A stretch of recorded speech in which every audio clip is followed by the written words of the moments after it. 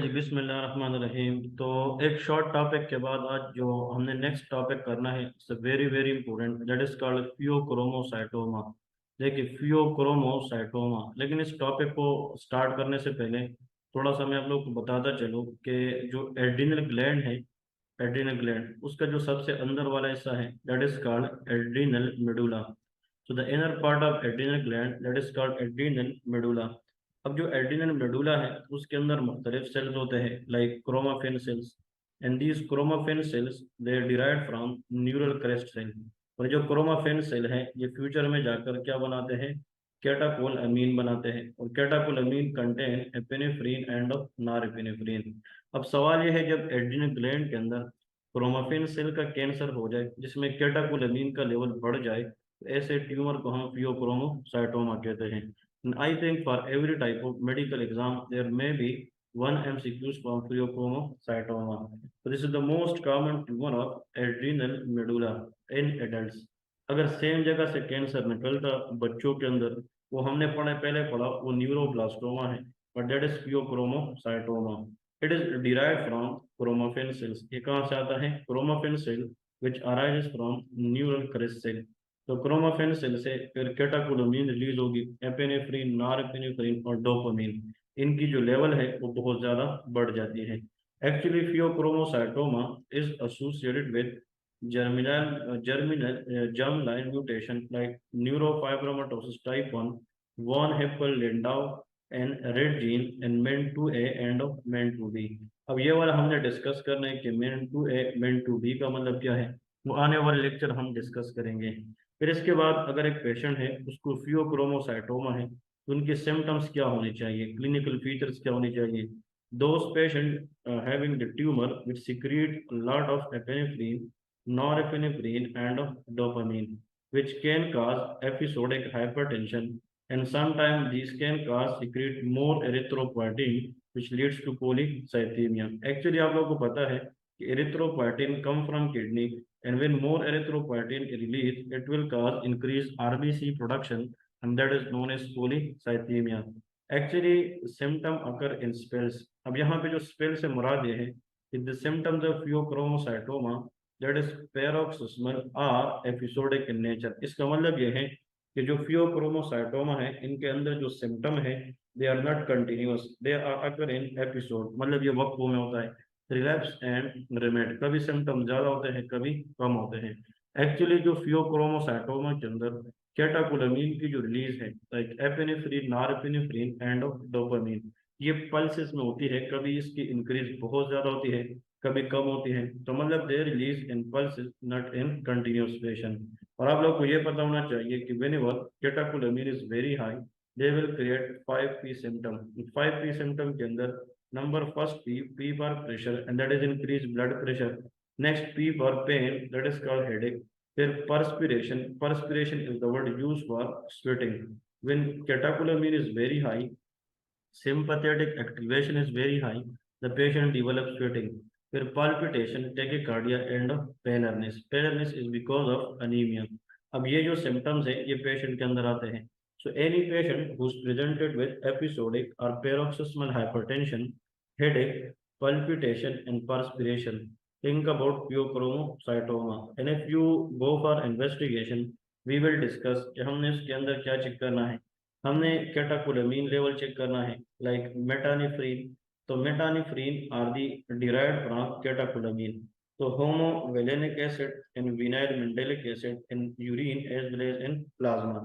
Actually होता यह है कि जब फियोक्रोमोसाइटोमा का पेशेंट आता है तो उसमें कैटाकोलमीन का लेवल ज्यादा होता है which include epinephrine, nor epinephrine and dopamine.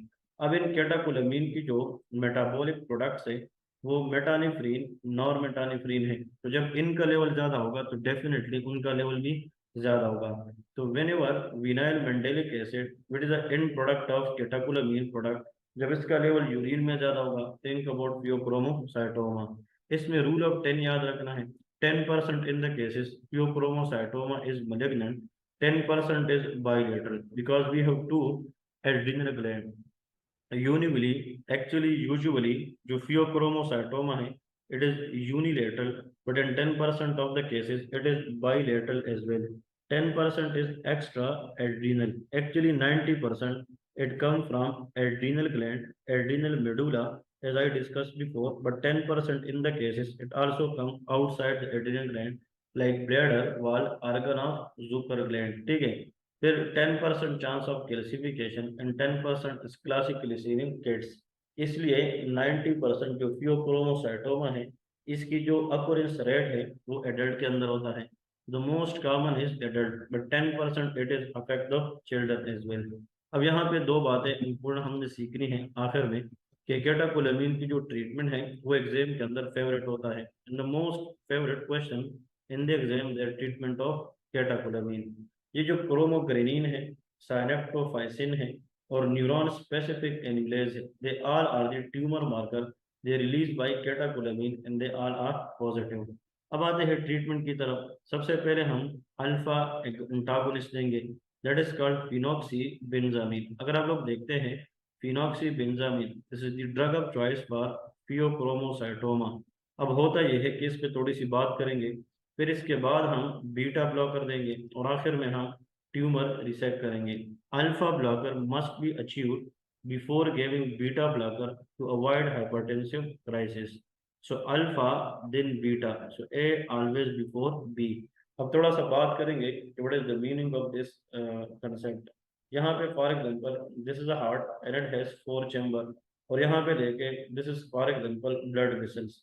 हमारे ब्लड के अंदर जो रिसेप्टर है दे आर अल्फा 1 रिसेप्टर, और जो हार्ट के अंदर है वो बीटा 1 रिसेप्टर है। अब इन दोनों में डिफरेंस क्या है, इसमें हमने क्या डिस्कस करना है।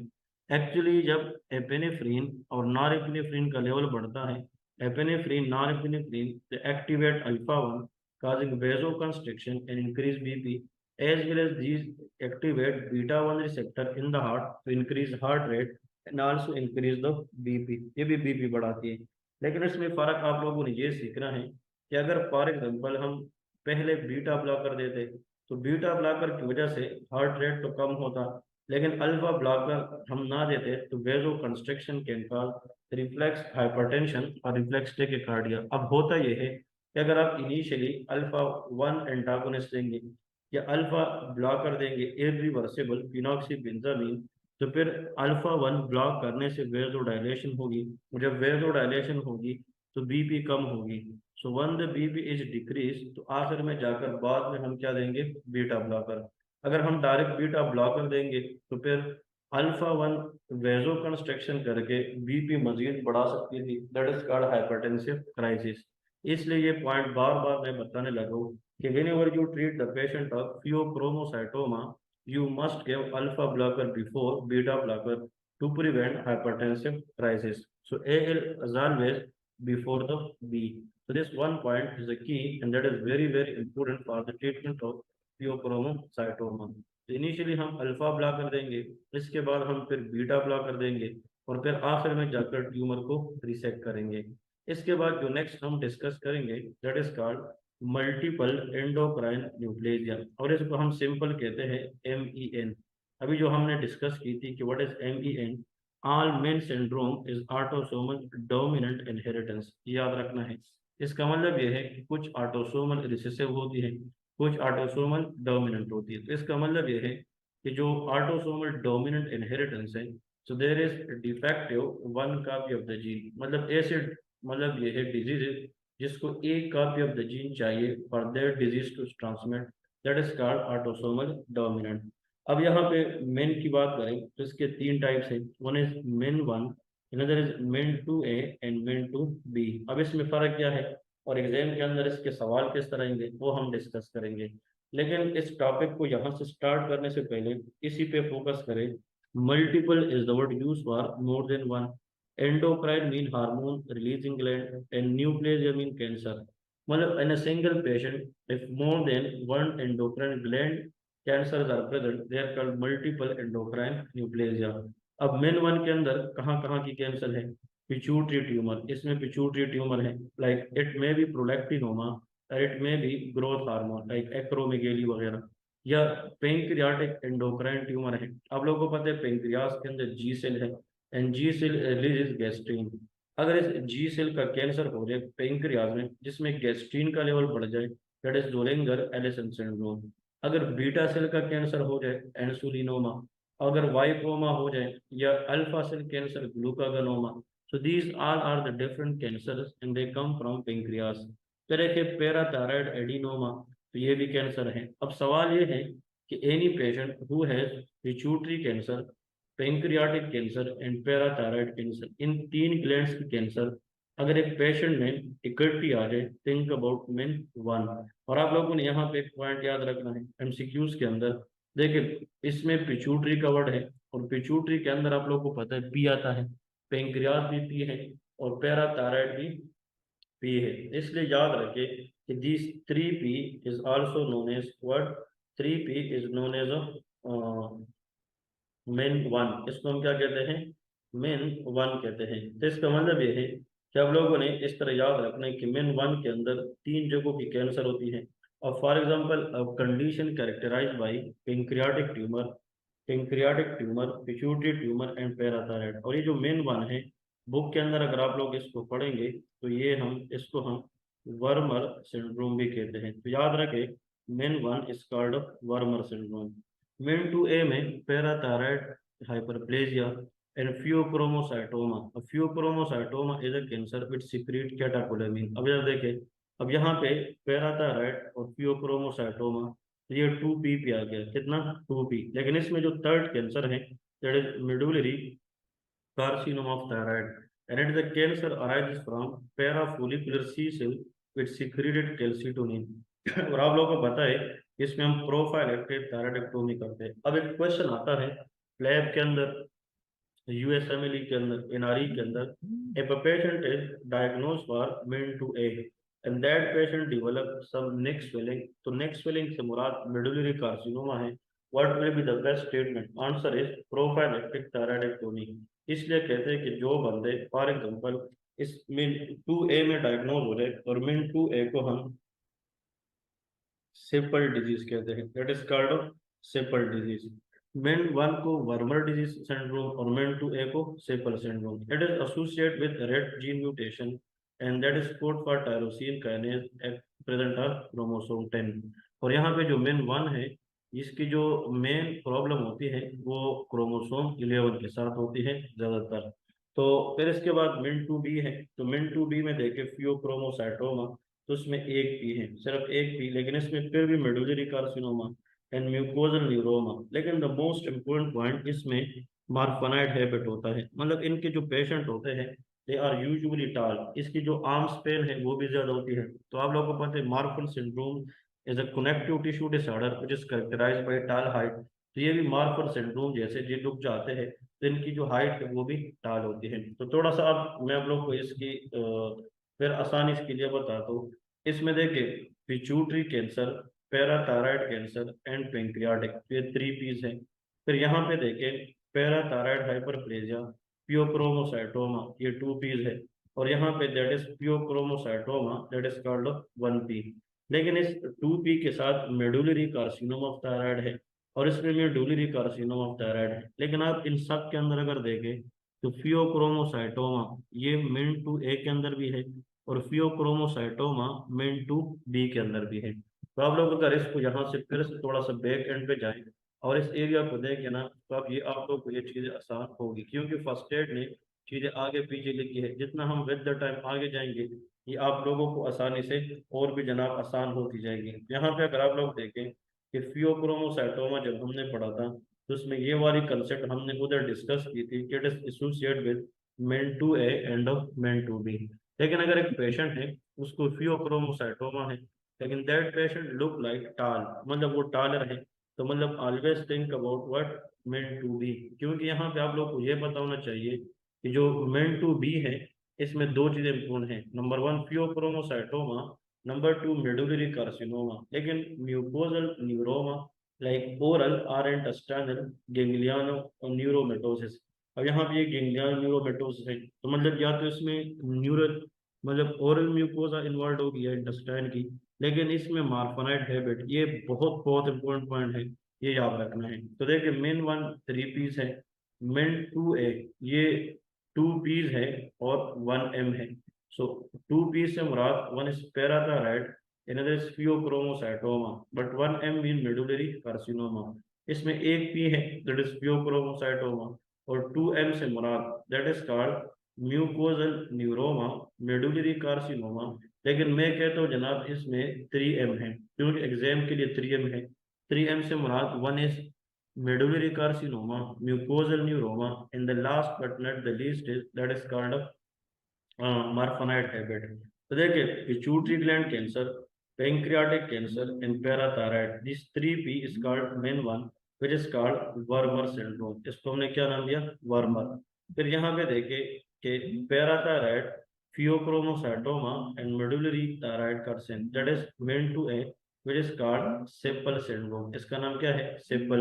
और अगर only pheochromocytoma, medullary carcinoma, mucosal neuroma and the most important is marfanoid habit, अगर ये चीज आ जाए, think about what MEN two B. So MEN two B के अंदर जो मार्फोनाइड हैबिट की कंसेप्ट है, that is a key and that is commonly asked in the exam. Please everyone should focus on that area that everyone can perform in the exam well। इसके बाद जो next topic है that is again very very easy to understand, that is called pancreatic islet cell tumour. जिस तरह like insulinoma, tumor of beta pancreatic cell leads to overproduction of insulin, and insulin can cause hypoglycemia। It may be seen Whipple triad। Whipple triad means number one, low blood glucose, symptoms of hypoglycemia like lethargy, syncope mean temporary unconsciousness, diplopia, and resolution of symptom after normalization of plasma glucose level। Now question is that कि जब patient में insulin की level ज़्यादा होती है तो उसमें vapour triad होना चाहिए। वेपर ट्राइएड में नंबर वन तो पेशेंट का ग्लूकोज लेवल कम, लो ग्लूकोज की वजह से हाइपोग्लाइसीमिया के सिम्टम, और ग्लूकोज देने से सिम्टम का खत्म हो जाना, इसको हम वेपर ट्राइएड कहते हैं। इसमें अगर आप देखें symptomatically patient have decrease blood sugar but there is increase C peptide. अब हमने ये डिस्कस की थी कि जब इंसुलिन बनता है ना बॉडी के अंदर, तो प्रो इंसुलिन एक स्ट्रक्चर बनता है, और ये आप लोगों को मैंने फिजियोलॉजी में पढ़ाया था। और प्रो इंसुलिन जब कन्वर्ट होता है इंसुलिन प्रॉपर में, किसमें? इंसुलिन प्रॉपर में, तो यहाँ पे इससे रिलीज होता है सी पेप्टाइड। अगर एक पेशेंट है उसके ब्लड में इंसुलिन की लेवल ज़्यादा है, हाउ यू विल नो कि दैट इज एंडोजीनियस और एक्सोजीनियस? यार ये जो इंसुलिन बॉडी में बढ़ा है, आया या बाहर से आया है या अंदर से बढ़ा है, तो हम सी पेप्टाइड चेक करेंगे।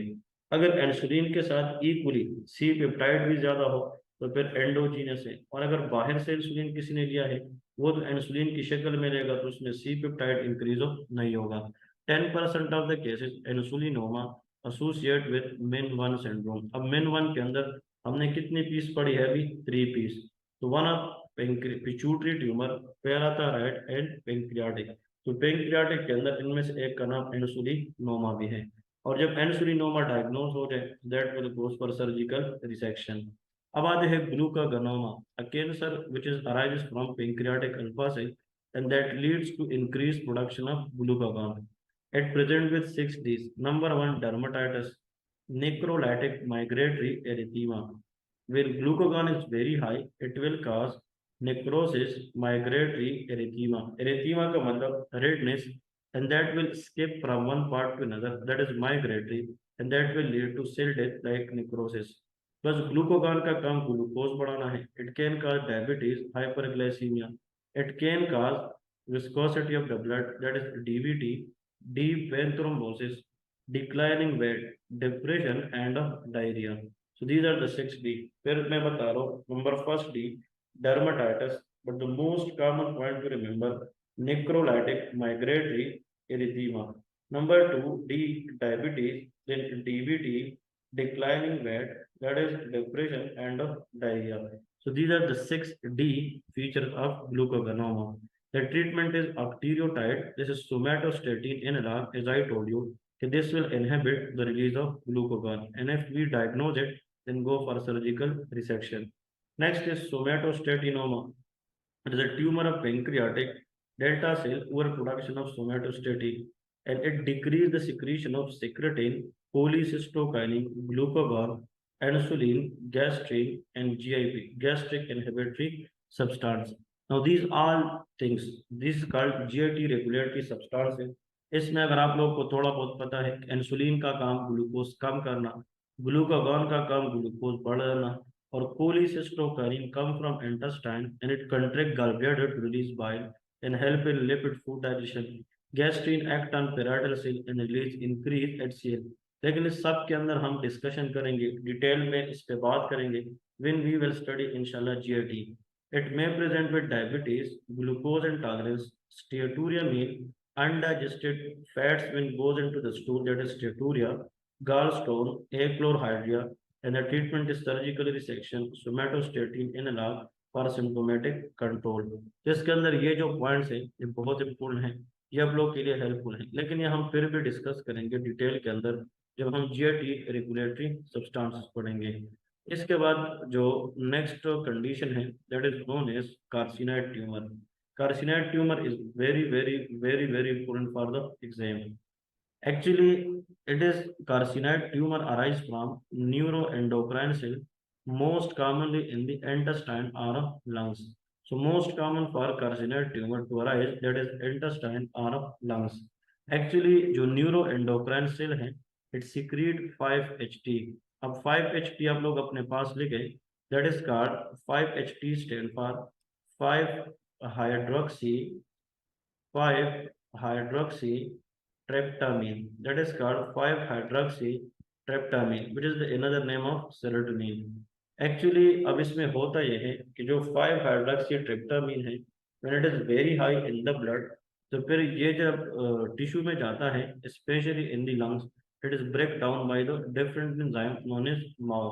If 5-HT reach to systemic circulation after liver metastasis, then carcinoid tumor may present as a carcinoid syndrome. इसमें क्या होगा, एपिसोडिक फ्लशिंग, क्योंकि इसमें सेरोटोनिन का लेवल बढ़ेगा। सेरोटोनिन इज अ वेसोडाइलेटर, और जब वेसल की डायलेशन होगी इट विल कॉज फ्लशिंग और redness.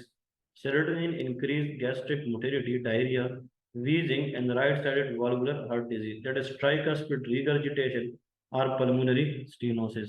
And the most important point that is commonly asked in the exam, यहाँ पे एक चीज यहाँ पे और से सुने, that is called tryptophan. What is tryptophan? It is amino acid. It may convert into niacin. Niacin is vitamin B3। और यहाँ पे देखिए जो ट्रेप्टोपेन है ये सेरोटोनिन भी बनाता है। तो अब सवाल ये है कि जो कार्सिनॉइड ट्यूमर है इसके अंदर सेरोटोनिन का लेवल बहुत ज़्यादा इंक्रीज होता है। तो when serotonin is very high तो ट्रेप्टोपेन ज़्यादातर इसमें कन्वर्ट होगा, तो ट्रेप्टोपेन की जो कन्वर्जन है नियासिन में वो कम हो जाएगी। इसलिए those patient who has carcinoid tumour they have decrease niacin deficiency. और जब नियासिन कम हो जाए तो फिर पेशेंट पे जनाब क्या होगी, नियासिन की जब डेफिशिएंसी आ जाए so the patient will develop 3 things.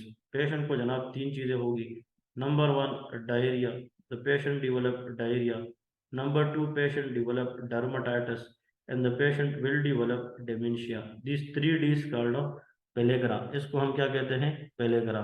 और ये जो 5-HIAA है, hydroxy indole acetic acid, they will always increase in the urine. फिर ये हिस्टोलॉजी है, क्रोमोग्रेन ए और साइनेप्टोमाइसिन, ये सारे के सारे ट्यूमर मार्कर है। इसकी ट्रीटमेंट सर्जिकल रिसेक्शन है, सोमेटोस्टेटिन एनालॉग है, और साथ में जनाब सिम्टोमेटिक कंट्रोल के लिए हम क्या देंगे, अक्टीरियोटाइड देंगे।